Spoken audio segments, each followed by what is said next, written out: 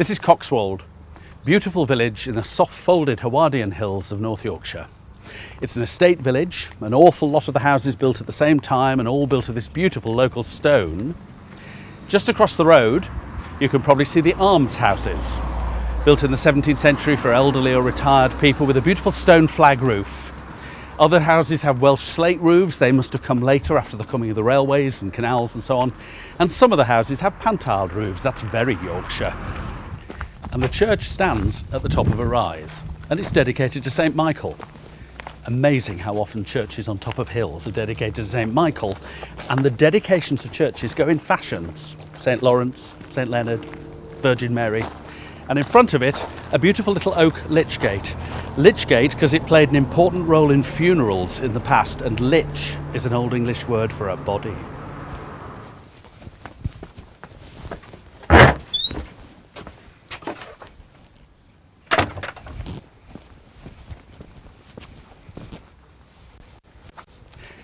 Like most English churches in the countryside, Coxwold's surrounded by a fantastic graveyard.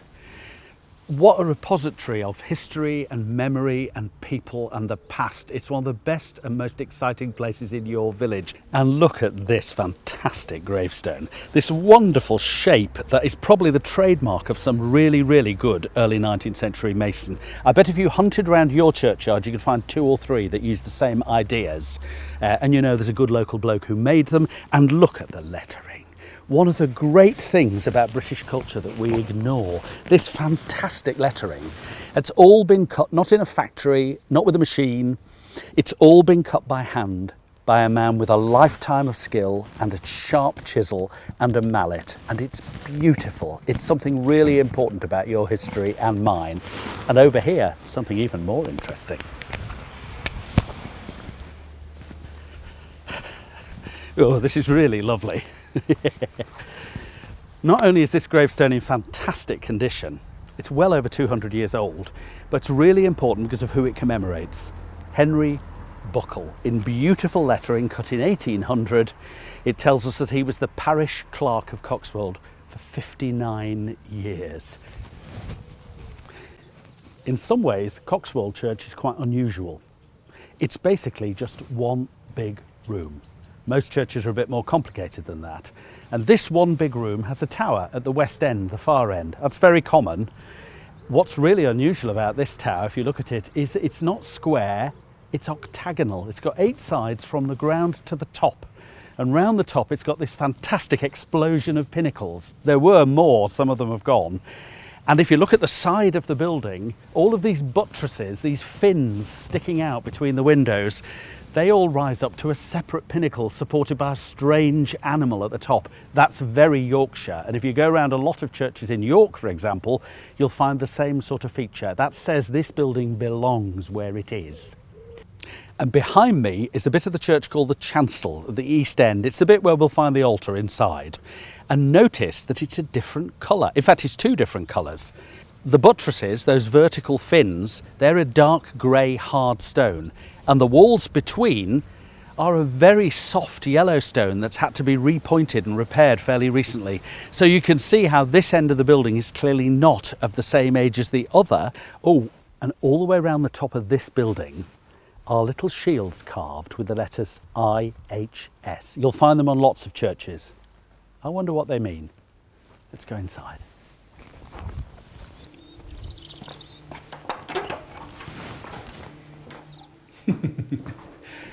Ooh, a porch full of stories. I think this was added on later. I can see vertical joints in the walls, and the little windows to the sides of this porch smell of the 17th century to me. But the roof looks to me to be 150 years earlier. It's a late medieval one. How did it get here? Why is there an old roof on a younger building? And look at the boss in the middle.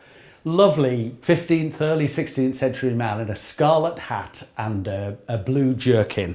Fantastic character. What's his story? Oh, perhaps this is the first of our little stories in the porch. This stone. I think this is a fragment of a grave cover, a flat stone over a grave. And here we have perhaps the roots of a tree with a shield carved in it. the stem coming upwards, probably to a cross at the top, and that looks to me like the tip of a sword. Maybe we've got part of the gravestone of a knight, and this is very early medieval, much earlier than the building we see now. And another story, a stone that moved. This stone was a gravestone in London, and it's now here on a wall. An interesting curiosity. And look at the beautiful lettering picked out with thick, very old black paint. Look at this stone up here. Now almost illegible, but some kind soul, when the lettering started to die, has put it here on a plaque, except they've put it in Latin, and so some kinder soul has hung it underneath in English. And what does it tell us? That in 1651, a young woman came here to wait for her new husband. They were going in the church to be married, and she died in the porch before he arrived.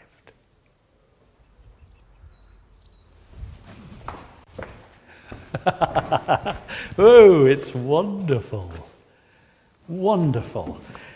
Very unusual. It's just one big room, very wide.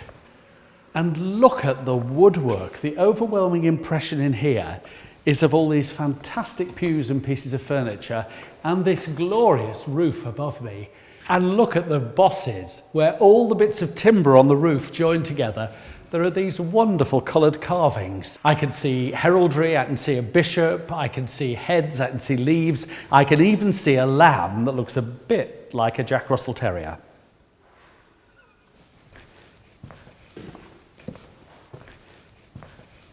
And here, just above my head, inside the door, is one of the lovely coloured roof bosses.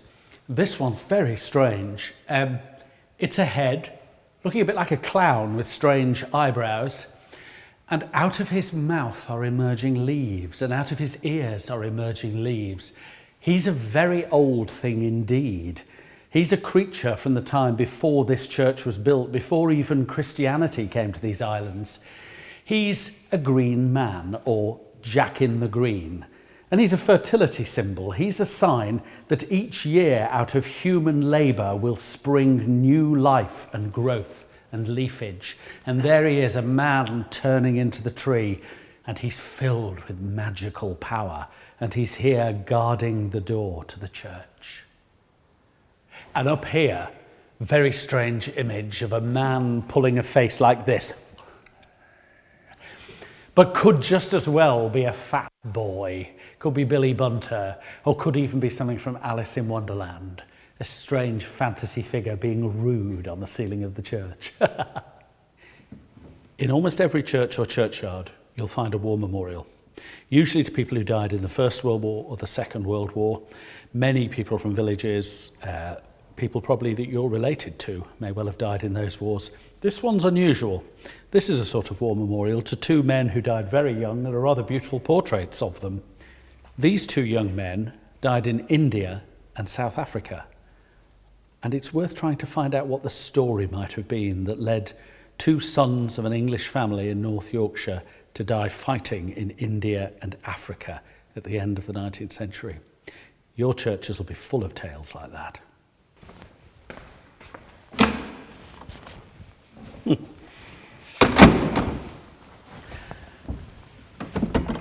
When these seats went in the early 18th century, I probably wouldn't have been allowed to sit here. I'm not nearly grand enough. You can try and work out the reasons why someone wouldn't have been allowed to sit in certain places in a church, and these seats would probably have been higher than this, perhaps about the height of the panelling behind me. They were altered in the beginning of the 20th century to make them more the way we like to sit now. But in the 18th century, they would have been much bigger. There wouldn't have been so many seats, and whole families and their servants could have sat inside them like railway carriages. Ooh, I've always wanted to do this. I'm surrounded by wonderful 18th century joinery, and I'm underneath a sounding board that's reflecting the sound of my voice back to you, so that I am in the perfect place to deliver my sermon. This is the chancel. This is the eastern part of the building. This is the room where in the Middle Ages most of the services took place. Here is the altar. This church, something very strange has happened to it in the 18th century. In most churches, you'll find just a straight run of rails here that people kneel at to take communion. But look at the shape of them here. They come across and then they sweep right down the building like a great tongue lapping out into the nave. And these are here so that the family of the parish can gather together to take communion at the highlight of a sacramental service. At various times in history, they would have stood or they would have knelt at these rails to receive communion, a gathering of the village family around the altar in their church. And this is one of those fantastic memorials. This one of the very early 17th century, coloured, rich, dense, worked, like a vast piece of jewellery or furniture as much as a memorial, saying a lot about the power of the family. And I wonder what he did. Look at what the clothes are in a memorial. Look at the poses. Look at the animals beneath heads and under feet, and the sword at his side. Do you remember we saw a stone in the porch that had the tip of a sword carved on it, performing very much the same function but hundreds of years earlier? And this fantastic memorial not only has portraits of the knight and his lady, but also of their children around it, and the whole gorgeously coloured. Amazing object. And this wonderful thing, this is the memorial to the son of the man we've just seen. In fact, you will have seen him in miniature on the same memorial. Here he is with his wife, both very piously facing eastwards, facing towards the altar, captured in life, but frozen in death, with all this gorgeous architecture, all this alabaster and slate and gold to remind us of how powerful and splendid they were, but actually with a rather humble and moving and beautiful epitaph carved here. It's in Latin, but it translates as, "Every man is a bubble, all flesh is grass." And this is perhaps my favourite of the lot. This wonderful early 18th century memorial of real quality and substance, fantastic materials, but in a bit of a state now and needing some care. Look at their clothes, look at their gestures.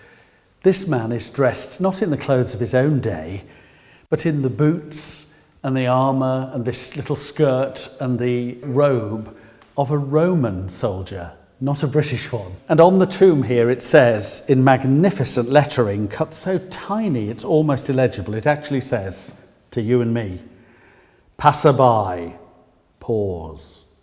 Consider what you were and what you will be." In most English parish churches, you'll find the royal arms somewhere, the coat of arms of the king or the queen. In this church, they're very unusual in that they're not painted on a board, as they often are, but they're up there on the wall above the chancel arch in plaster, like decorations as part of the building. And they say above them that they were put there in the reign of George II. It says it in Latin, which means they're the same date as all the furniture in this church, all part of one scheme, with the usual supporters of the lion and the unicorn. But if you look closely at the shield, you could have told the date from what's on it. Can you see that one quarter of this shield has blue with gold lily flowers, fleur-de-lis? Well, that's the royal arms of France. And one of them has a little part of the shield that's divided into several with a smaller shield on the inside. That's the royal arms of Hanover in Germany. So we're looking at a time when the King of England is also ruling part of Germany and claiming the throne of France. That's not true now. It might be interesting to find out why and when these things change.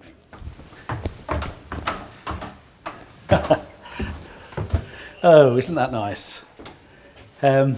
Big piece of panelling up here on the gallery. It's not church panelling. This is 17th century domestic work. This has come out of a house or a building of another sort. And look, it's covered in carved names. So just like in the churchyard, we saw all the gravestones with their inscriptions and beautiful carvings where other people had made memorials to their families. Here, people have carved memorials to themselves. This is kind of wonderful historical graffiti. Some really significant Yorkshire names, well-known Yorkshire names: Beckett, Oldfield. There's a Cayley down there, very famous family, and lots of dates: 1773, 1776, a lad aged 17. Isn't this wonderful?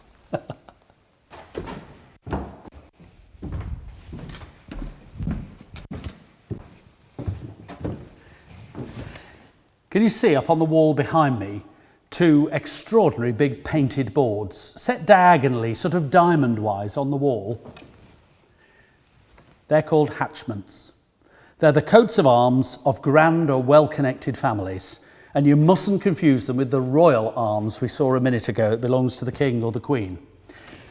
These things have a very peculiar and particular use. A hatchment is painted when the head of an important family dies. And when strangers or visitors came to the house, they could see from the hatchment hanging there that the house was in mourning, so they knew how to behave as well towards you. On these hatchments, the coat of arms is in a shield of the normal sort of shape, upright, in the middle. But if you find one where the coat of arms is diamond-shaped or a lozenge in the middle of the board, that's a woman. Men and women in heraldry are treated differently. There must be a story in that. We've been looking at just one English parish church. There are thousands of English parish churches. There's one in nearly every village. The sort of things we've been looking at, the sort of stories we've been uncovering, the sort of people we've been talking about and what they've left behind them, there's an equivalent of that in every church and every churchyard. This place is a vast repository of wonderful stories, and they're your stories because they're your history. What we've looked at today won't be the same everywhere, but it'll be just as interesting everywhere. It'll just be interesting in your way and not in this way.